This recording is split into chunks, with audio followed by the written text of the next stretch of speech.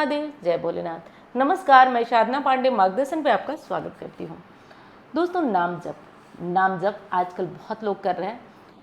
समस्या यह है कि काउंटर से करें या माला से करें, क्या चीज़ ज़्यादा प्रभावी होगी, किस चीज़ से हमें फ़ायदा ज़्यादा होगा। दूसरी महत्वपूर्ण चीज़ कि क्या ये सच में असर कर रहा है, क्योंकि ये बहुत लंबा, बहुत अधिक टाइम हमारा ले रहा है। दिन में चलते फिरते, उठते बैठते, हर समय हम प्रभु के नाम का जप कर रहे हैं। तो ये कैसे करना चाहिए, किस तरीके से करना चाहिए, और क्या सच में ये भाग्य बदलता है, क्योंकि ये जो पूजा पाठ है उस पर तो हमें भरोसा है।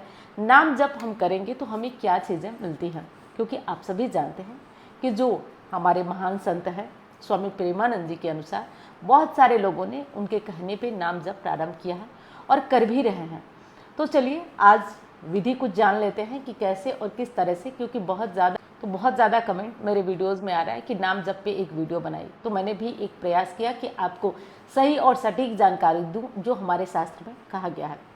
क्योंकि देखिए, इसको तो झूठला ही नहीं सकते ना, इसको झूठला ही नहीं सकते कि कलयुग में नाम की है कि जब राम नाम लिख करके पत्थर को समुद्र में डाला गया तो वो पत्थर तैरने लगा, और जब वही पत्थर भगवान श्री राम ने स्वयं उठा करके अपने हाथों से नदी में डाला तो वो पत्थर डूब गया।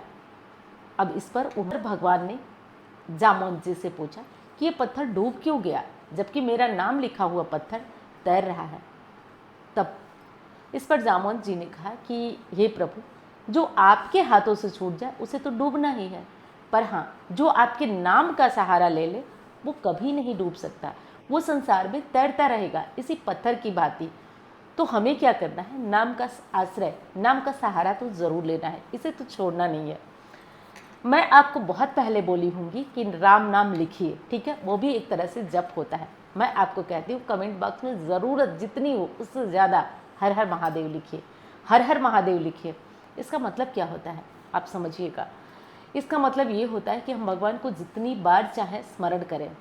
मेरी वीडियो शुरू होती है तो भी हर हर महादेव, ख़त्म होती है तो भी हर हर महादेव, कोई आया तो हर हर महादेव, कोई मंदिर में मिला तो हर हर महादेव, कोई जब किसी से मेरी बात होती है, जब भी मैं आपकी कुंडली देखती हूँ तो भी हर हर महादेव। इसका मतलब क्या होता है, इसका मतलब ये होता है कि चलते सोते बैठते खाते पीते मिलते उठते बैठते जितना ज़्यादा हो सके महादेव महादेव होता रहे। और इसका एक उद्देश्य ये भी होता है कि जितना ज़्यादा हम नाम लेंगे भगवान का, उतना ज़्यादा प्रभु के करीब होंगे, नज़दीक होंगे। तो सबसे पहली चीज़ जो बहुत लोगों को शक और दुविधा की नज़र से देखने पे मजबूर कर रही है वो है दोस्तों काउंटर से जप करना चाहिए या माला से जप करना चाहिए, दोनों में बेहतर क्या है। देखिए, शास्त्र तो ये कहते हैं कि सबसे जो माला होती है वो सबसे उत्तम होती है। हर ग्रह के अनुसार, हर देवी देवता के अनुसार माला होती है, लेकिन माला लेकर संभव नहीं है कि दिन भर नाम जाप किया जाए और दिन भर जो है कहीं घूमा जाए। उसके लिए क्या काउंटर से जप सकते हैं? तो जी हाँ, आप ऐसा मत सोचिए, क्योंकि उसमें मूल चीज़ ना आपकी भावना होती है। आप ले लीजिए काउंटर, हालांकि आप माला से करें काउंटर से करें, लेकिन आप भगवान का नाम लेते रहें। देखिए, ज़रूरी नहीं है कि आप राधा जी का ही नाम लें, ज़रूरी नहीं है कि आप शिव जी का ही नाम लें। आपको जिस देवी देवता पे भरोसा है उनका नाम आप लेकर के नाम जप प्रारंभ कर सकते हैं। अब देखिए, मंत्रों में और नाम जप में बहुत ज़्यादा भिन्नता होती है, ध्यान रखिएगा, क्योंकि मंत्र आप अशुद्धि की अवस्था में नहीं जप सकते हैं।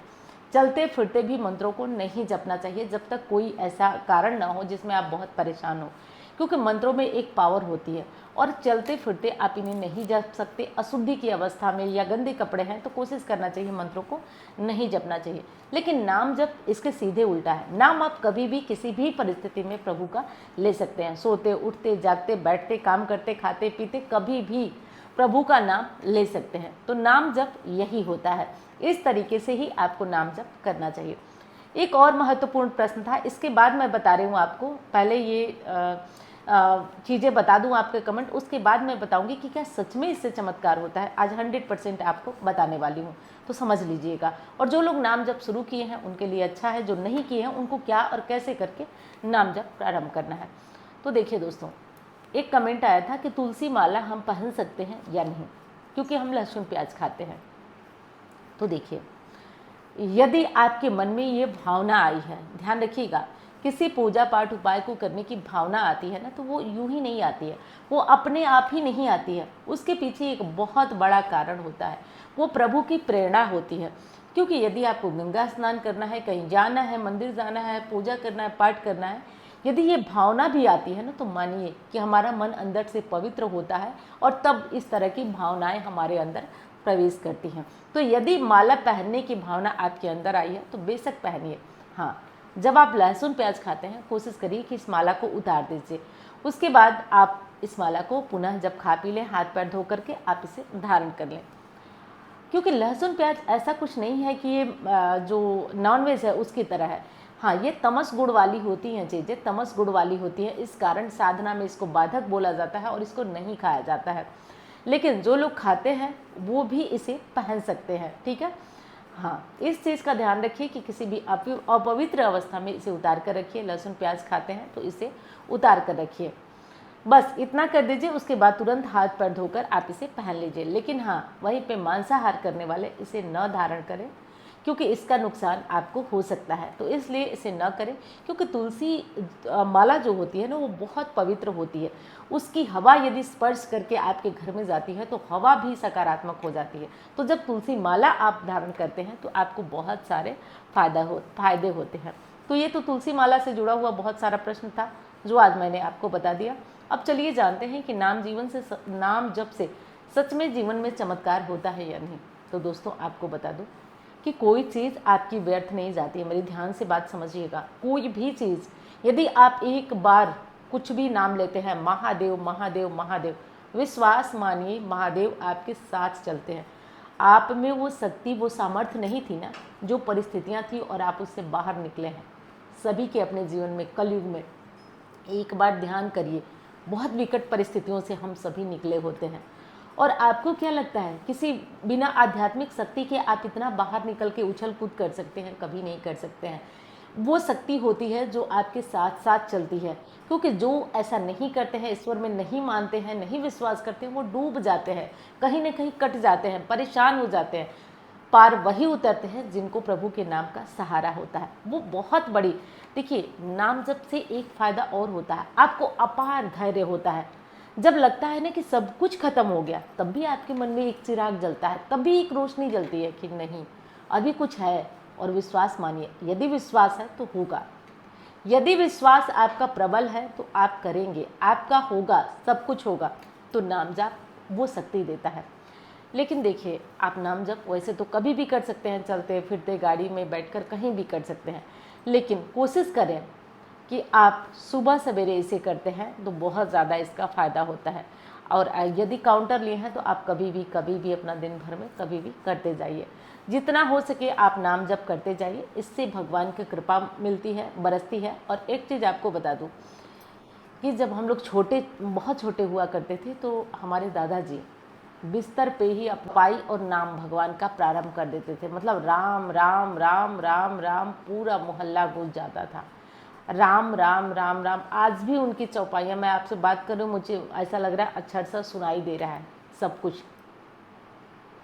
तो एक एक चीज़ वो बोलते थे, प्रभु का नाम लेते थे। और मुझे भी खूब सिखाते थे, बोलते थे कि सुबह उठो तो भगवान का नाम लेते रहो, जैसे चलते फिरते अपना काम करती हो, राम राम राम राम बोलते रहो, बोलते रहो, बोलते रहो, ऐसे बोलते रहो। तो ये चीज़ें सच में चमत्कार करती हैं, फ़ायदा देती हैं।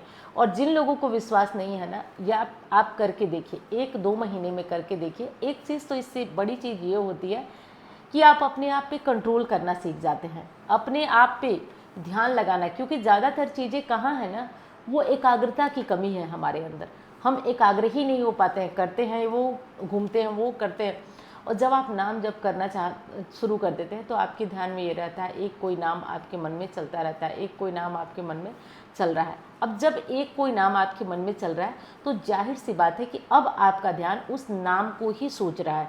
यानी कि अब देखिए, बिना मेडिटेशन के आपका ध्यान बहुत अच्छा हुआ। और जानते हैं आप, बहुत ज़्यादा लोग ना आजकल दिमाग की परेशानी से पीड़ित हैं। किसी को डिप्रेशन है, किसी को कुछ है, किसी को कुछ है।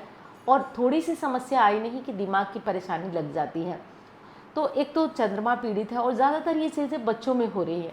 तो आप आपके बच्चे हैं तो आप कहिए, बहुत काउंटर वगैरह मत दीजिए, क्योंकि इससे जो है बच्चे करें तो ठीक है, नहीं तो उनको बस इतना कहिए कि बेटा जितना हो सके जब जब याद आए तब तब राम राम राम राम, या जो कोई देवता जिसको मानते हैं, राधा राधा, कृष्ण कृष्ण, या जो कोई देवता हैं जिनको मानते हैं, शिव शिव, उनको बोलिए, वो बोलते रहें।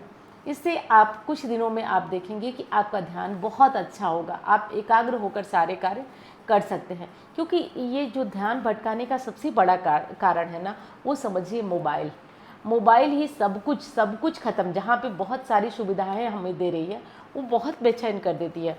अगर देखिए, हम लोग बड़े हैं ना, ध्यान रखना पड़ता है कि आधे घंटे हम मोबाइल को बंद करके रखेंगे, और बंद करके रख करके और तब हमें अपना कोई काम करना है, पूजा पाठ या कई लोग तो मैंने देखा बीच में भी, पूजा के बीच में भी कॉल अटेंड करेंगे, मैसेज करेंगे, तो ये सब चीज़ें नहीं होना चाहिए। आप इस तरीके से करके नाम जप करना प्रारंभ करिए। और हाँ, मैंने इतनी सारी बातें आपको समझाई, चमत्कार होता है, इसमें दो राय नहीं है, बस करना, कुछ करिए जितना हो सके। आप 8 करोड़ 10 करोड़ कर पाते हैं बहुत अच्छा, नहीं कर पाते केवल शुरू कर दीजिए। शुरू करने मात्र से भी आपके जीवन में चमत्कार होता है। तो मैं उम्मीद करती हूँ वीडियो आपको पसंद आई होगी। यदि पसंद आए तो लाइक करिएगा, चैनल को आपने सब्सक्राइब नहीं किया तो ज़रूर कर लीजिएगा। मैं मिलती हूँ अब अन्य वीडियो में। हर हर महादेव, जय भोलेनाथ।